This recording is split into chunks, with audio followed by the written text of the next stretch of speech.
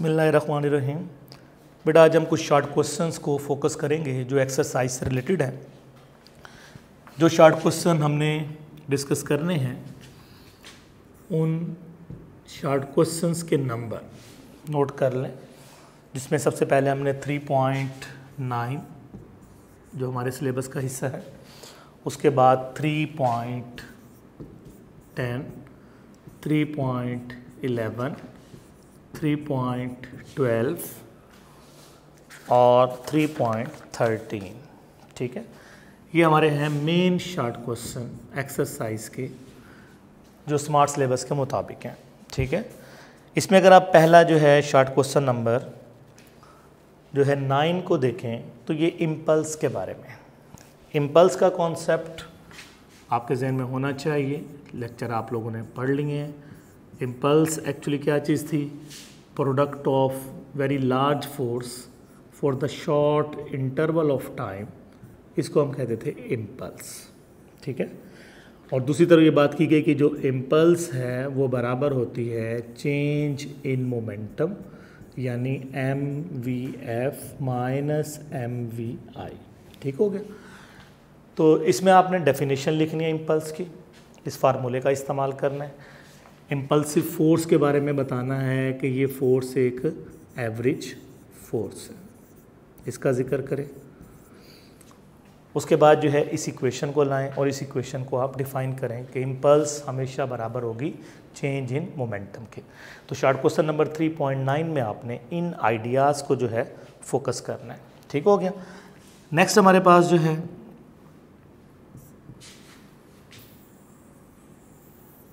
Short question number, अगर हम 10 की तरफ आ जाएं तो शॉर्ट क्वेश्चन नंबर 10 में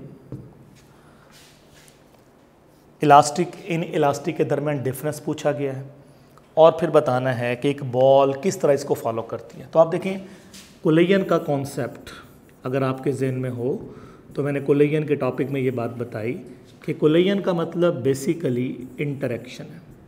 ठीक है, और पार्टिकल आपस में फिज़िकली या जस्ट फील्ड इफेक्ट की वजह से एक दूसरे के साथ कम्युनिकेट करते हैं। तो कोलिजन को दो टाइप्स के अंदर डिफ्रेंशिएट किया गया, जिसमें एक को कहा गया इलास्टिक और एक को कहा गया इन इलास्टिक। ठीक है, इलास्टिक से मुराद था जिसमें kinetic energy, momentum, total energy, तमाम चीज़ें कंजर्व होंगी, सेम रहेंगी, क्योंकि ये एटॉमिक पार्टिकल में होते हैं। यहाँ पर सरफेस एरिया ना होने की वजह से फ्रिक्शनल इफ़ेक्ट्स नेग्लिजिबल होते हैं और ओवरऑल बिफोर एंड आफ्टर तमाम प्रॉपर्टीज सेम रहती हैं। जबकि इन इलास्टिक में डेली लाइफ ऑब्जेक्ट हैं जिनका सरफेस एरिया भी होगा, लिहाजा मोमेंटम और टोटल एनर्जी ये तो सेम रहती है, लेकिन जो काइनेटिक एनर्जी थी वो कन्वर्ट हो जाती है हीट और साउंड में। ठीक है, तो ये बेसिक इन्फॉर्मेशन आपके जहन में अगर है तो आप आसानी से के साथ शॉर्ट क्वेश्चन नंबर 10 को कवर कर सकते हैं। ठीक हो गया। शॉर्ट क्वेश्चन नंबर 11 के अंदर जो है हमारे पास जो है, बल्कि 9-10 के अंदर ला का जिक्र था, मोमेंटम का, और 11 हमारा ये आ गया, ये शॉर्ट क्वेश्चन नंबर 11। ठीक हो गया। नंबर 10 में आपने law of conservation of momentum को फोकस करना है कि law of conservation of momentum क्या था, उसकी डेफिनेशन, उसकी इक्वेशन, यानी उसकी डेफिनेशन क्या है उसका जिक्र करेंगे आप लोग। उसके बाद उसकी इक्वेशन क्या है उसका जिक्र करेंगे। तो ये बातें आप लोग नंबर 10 में एक्सप्लेन कर सकते हैं। ठीक है। शॉर्ट क्वेश्चन नंबर जो 12 है, ये भी आपको प्रीवियस लेक्चर में मैंने प्रूव कराया कि हाइट का फार्मूला क्या है, टाइम ऑफ फ्लाइट का फार्मूला क्या है, रेंज के फार्मूले क्या हैं, 45 पर रेंज कितनी है। तो नंबर 12 हमारा प्रीवियस लेक्चर ही है सारा, जो आपने डिटेल के साथ डेरिवेशंस देखी। 13 को प्रोजेक्टाइल के पहले लेक्चर में मैं डिस्कस कर चुका हूँ कि जब हम एक बॉल को किसी सर्टन हाइट पर फेंकते हैं तो बॉल उस हाइट को अटेन करने में इनिशियल पॉइंट पे कितनी वेलोसिटी रखती थी, मैक्सिमम, क्योंकि उसका एक्स पार्ट भी था, वाई पार्ट भी था। हाईएस्ट पॉइंट पे उसका वाई पार्ट क्योंकि 0 हो गया, लिहाजा वेलोसिटी मिनिमम हो गई, और जब बॉटम से आकर टकराया फिर दोनों कंपोनेंट थे, वेलोसिटी क्या हो गई, मैक्सिमम। ठीक है, तो इनिशियल पॉइंट और टारगेट पॉइंट, दोनों जगहों पे वेलोसिटी थी मैक्सिमम, लेकिन हाईएस्ट पॉइंट पे वेलोसिटी क्या थी, मिनिमम। ठीक है, तो इस कॉन्सेप्ट को आप लोग जो है डिस्कस करेंगे। अब हम देखते हैं कि एग्जाम्पल्स में हमें किन किन एग्जाम्पल्स को जो है फोकस करना है। तो एग्जाम्पल में सबसे पहले एग्जाम्पल हम एग्जाम्पल नंबर 2 को जो है फोकस करते हैं। एग्जाम्पल नंबर 2 हमारे सिलेबस का हिस्सा है। इस एग्जाम्पल में देखिए कहा जा रहा है 1500 kg कार, यानी एक कार का मैस दिया गया है 1500 kg। ठीक है, यानी कार का जो मैस है वो 1500 kg है। उसके बाद कहते हैं जी रिड्यूस 20 मीटर पर सेकंड टू 15 मीटर पर सेकंड, यानी वेलोसिटी उसकी रिड्यूस हो गई। इनिशियल वेलोसिटी थी उसकी 20 और फाइनल वेलोसिटी उसकी हो गई 15, यानी 20 से रिड्यूस होकर 15 हो गई। और इस तरह जो टाइम कंज्यूम हो गया वो था हमारे पास 3 सेकेंड्स। ठीक हो गया। अब कहते हैं हो लार्ज फोर्स, यानी कितनी फोर्स गाड़ी को लगाई गई कि उसकी वेलोसिटी 20 से कम होकर 15 कर दी गई। तो देखिए इम्पल्स के कॉन्सेप्ट को यूज़ करते हुए F cross T is equal to M VF minus MVI। यहाँ से देखिए अगर हमें F चाहिए, ऊपर दोनों में से M को ले लेंगे common, VF minus VI over T। अब इस फार्मूले में जस्ट आप वैल्यू पुट कर दें, ये तमाम के तमाम वैल्यूज़ जस्ट इस फार्मूले में पुट कर दें और आप यहाँ से आंसर जो है देख सकते हैं -2500 न्यूटन। अब ये माइनस क्या बता रहा है? माइनस ये बता रहा है कि हम ब्रेक लगा रहे हैं, वेलोसिटी को कम कर रहे हैं। और जब भी वेलोसिटी कम हो रही होती है तो आपको पता है एक्सेलरेशन नेगेटिव हो जाता है, और एक्सेलरेशन नेगेटिव होने का मतलब है जो फोर्स है वो भी क्या हो जाएगी, नेगेटिव हो जाएगी। तो नेगेटिव साइन यहाँ पे शो कर रहा है रिटार्डिंग फोर्स को, ऐसी फोर्स जो रिड्यूस वेलोसिटी को डिफाइन कर रही हो, यानी जब वेलोसिटी डिक्रीज हो रही हो तो वहाँ पर जो फोर्स रिक्वायर्ड होती है उसे हम कहते हैं रिटार्डिंग। ठीक है, तो ये हमारी एक बहुत इंपॉर्टेंट एग्जांपल है जो मोस्टली पेपर्स में आ भी जाती है। इसके बाद जो है एग्जांपल नंबर 3.3 की अगर हम बात करें तो एग्जांपल 3.3, इस एग्जांपल पे अगर आप गौर करें तो 2 स्फेरिकल बॉल दी गई हैं 2 kg एंड 3 kg, यानी 2 बॉल हैं, एक M1 एक M2, एक को 2 kg कहा गया है, एक को 3 kg कहा गया है। ठीक है, और उनकी इनिशियल वेलोसिटी 6 और 4 है, यानी इसकी वेलोसिटी 6 मीटर पर सेकंड और इसकी वेलोसिटी 4 मीटर पर सेकंड्स। ठीक है, फिर कहते हैं आफ्टर कोलिजन जो है the velocity of the bigger ball is 3, जो बिग बॉल है उसकी वेलोसिटी आफ्टर कोलिजन कहता है 3। तो जाहिर है जो स्मॉलर बॉल है उसकी वेलोसिटी कितनी होगी ये हमें चाहिए। पहले कॉन्सेप्ट में कहा है कि मूविंग टू वर्ड्स के बॉल्स दोनों एक दूसरे की तरफ आ रही हैं, ऑटोमेटिकली डायरेक्शन क्योंकि अपोजिट है, एक की पॉजिटिव होगी एक की क्या होगी, नेगेटिव। अगर हमारे पास ये है M1 और ये हमारे पास है सपोज M2, तो इसकी वेलोसिटी जो है M1 की इस डायरेक्शन में, क्वाड्रेंट के इस डायरेक्शन में हमेशा हम नेगेटिव लेते हैं, इस डायरेक्शन में हमेशा हम क्या लेते हैं, पॉजिटिव।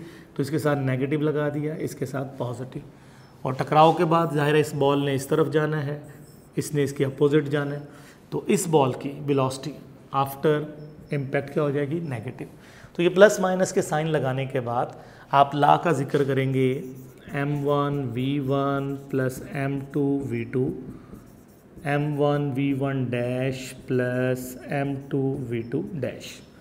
इस फार्मूले के अंदर ये डाटा फीड कर दें जो डाटा क्वेश्चन में लिखा गया, और यहाँ से आप V1 डैश फाइंड कर सकते हैं 4.5 मीटर पर सेकंड। ठीक है, तो ये इक्वेशन आप आसानी से सिंप्लीफाई कर लेंगे। इसके बाद जो है क्वेश्चन नंबर 5 की अगर हम एग्जांपल लें तो क्वेश्चन नंबर एग्जांपल नंबर जो 5 है हमारे पास 3.5। अब 3.5 में कहता है जी कि एक बॉल है 100 ग्राम की, इसको केजी में कन्वर्ट कर दें, 0.1 kg में ले आएं, M1 का नाम दे दें। ठीक है, जबकि इसकी वेलोसिटी है 20 मीटर पर सेकंड, 20 मीटर पर सेकंड। कहते हैं it makes a head on collision with the steel 80 kg। Second ball है 8 kg की, उसके साथ ये बॉल जाके टकराई और वो बॉल रेस्ट हालत में थी, V2 0 था।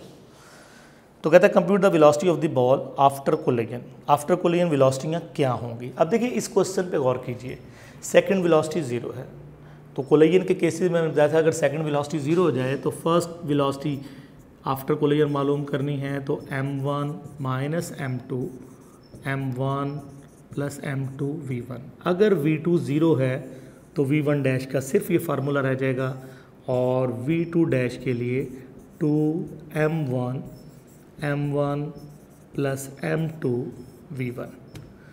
अगर v2 0 है तो हमारे पास सिर्फ ये फार्मूले बाकी बच जाएंगे। इन फार्मूलों में जस्ट वैल्यूज पुट कर दें तो v1 डैश का आंसर हमारे पास -19.5 मीटर पर सेकंड और v2 डैश का आंसर 0.5 मीटर पर सेकंड बन जाएगा। तो जब भी v2 0 हो तो इलास्टिक कोलिजन से हासिल होने वाले फार्मूले हाफ यूज़ होंगे, रिमेनिंग हाफ पोर्शन v2 की वजह से 0 हो जाएगा। इसके बाद जो एग्जाम्पल नंबर 3.6 को अगर हम देखें तो एग्जाम्पल नंबर 3.6 में 3.6 में कहते हैं जी a hose pipe eject water at the speed of 0.3 metre पर second through the hole area 50 centimetre square. If the water strike normally calculate the force on the wall assuming the velocity of the water normal to the wall is 0। अब देखिए इस concept के लिए एक ख़ास तौर पर ख्याल आपने ये करना है कि हमें इसमें m/t चाहिए सबसे पहले, और ये याद रखना है ρAV। ये फार्मूला वैसे आप चैप्टर 6 में जाके पढ़ेंगे, लेकिन यहाँ क्योंकि वाटर का जिक्र है, डेंसिटी का जिक्र है, एरिया का, वेलोसिटी का, तीनों के यूनिट अगर आप चेक कर लें तो m/t के एग्जैक्ट इक्वल आ जाते हैं। तो सबसे पहले आपने ρAV से फाइंड करना है m/t, और m/t की वैल्यू आपको मिलेगी जस्ट 1.5 किलोग्राम पर सेकेंड। ठीक है, अब उसके बाद हमें चाहिए फोर्स। तो फोर्स का फार्मूला हमने force due to water flow का टॉपिक याद होना चाहिए, तो ये फार्मूला हमने पढ़ा था force due to water flow. तो ये m/t की वैल्यू जैसे इसमें पुट करेंगे, साथ वेलोसिटी की जो भी वैल्यू है, वेलोसिटी की वैल्यू क्वेश्चन में 0.3, तो आप 0.3 से अगर इस फैक्टर को जस्ट मल्टीप्लाइड कर दें तो आंसर हमारे पास 0.45 न्यूटन मिल जाएगा। ठीक है, तो इसमें ये फैक्टर आपके लिए थोड़ा सा नया होगा, ρAV कैसे है। देखें इसके लिए एक सिंपल सा हल देखें। डेंसिटी का यूनिट होता है किलोग्राम पर मीटर क्यूब, ठीक हो गया। एरिया हमारे पास होता है मीटर स्क्वायर, वेलोसिटी होती है मीटर पर सेकंड। तो देखें मीटर क्यूब से क्या हो गया कैंसल, बाकी का बच गया किलोग्राम पर सेकंड, और किलोग्राम का मतलब क्या होता है m, सेकंड का मतलब क्या होता है t। तो बाज़-औक़ात फार्मूला हमें क्लियर नहीं भी है तो हम उसकी यूनिट से चेक कर सकते हैं कि वो इक्वेशन बैलेंस है या नहीं। तो इस फार्मूले में डेंसिटी ऑफ वाटर जो है 1000 है, ये वाटर के लिए स्टैंडर्ड वैल्यू है। ठीक है, सवाल में एरिया वेलोसिटी गिवन है, तो आप यहाँ से m/t फाइंड कर सकते हैं। उसके बाद लास्ट एग्जांपल है हमारे पास 3.7, ये हमारे कोर्स में शामिल है। 3.7 के अंदर एग्जाम्पल 3.7 में कहता है a ball is throw with the speed 30 metre पर second in the direction 30, determine the height, time of flight, horizontal range. यानी इनिशियल वेलोसिटी दी गई है 30 मीटर पर सेकेंड, ठीक है, और इसके साथ साथ जो है एंगल भी दिया गया है 30 डिग्री। हमें मालूम करनी है हाइट, टाइम ऑफ फ्लाइट और रेंज। हाइट का फार्मूला हम प्रोजेक्टाइल के केसेस में डिस्कस कर चुके हैं। हाइट का फार्मूला था जी vi² sin² θ/ 2g। Time of flight का था 2vi sin θ/g। रेंज का फार्मूला था vi² sin² θ/g sin 2θ/g। तो रेंज के फार्मूले में साइन 2 थीटा ओवर जी। तो ये 3 इक्वेशंस हैं जिसका जिक्र किया जा रहा है। अब देखें तीनों में वी आई की जगह 30 पुट कर दें, थीटा की जगह 30 डिग्री पुट कर दें। तो जैसे ही वैल्यूज़ आप इसके अंदर पुट करेंगे, इसको सॉल्व करेंगे, तो हाइट हमें जो मैक्सिमम आंसर देगी 11.5 मीटर में, टाइम का जिक्र आएगा 3.1 सेकेंड्स में, 3.1 सेकेंड्स में, और रेंज हमें मिल जाएगी 79.5। ठीक है। तो बेटा इसके अंदर जो स्टेप्स हैं वो आप लोगों ने खुद सिंप्लीफाई करने हैं। मैंने टारगेट बता दिया, इक्वेशंस का डिसीजन बता दिया, जस्ट वैल्यू पुट करना और कैलकुलेटर को यूज़ करना है, ये अब आपका काम होगा। तो इन तमाम एग्जांपल्स को आपने देख लेना है। नेक्स्ट टाइम इसका लास्ट लेक्चर हम डिस्कस करेंगे इस चैप्टर का, जिसमें हम इसके एक्सरसाइज न्यूमेरिकल को एक दफ़ा प्रैक्टिस में लाएंगे। Thank you.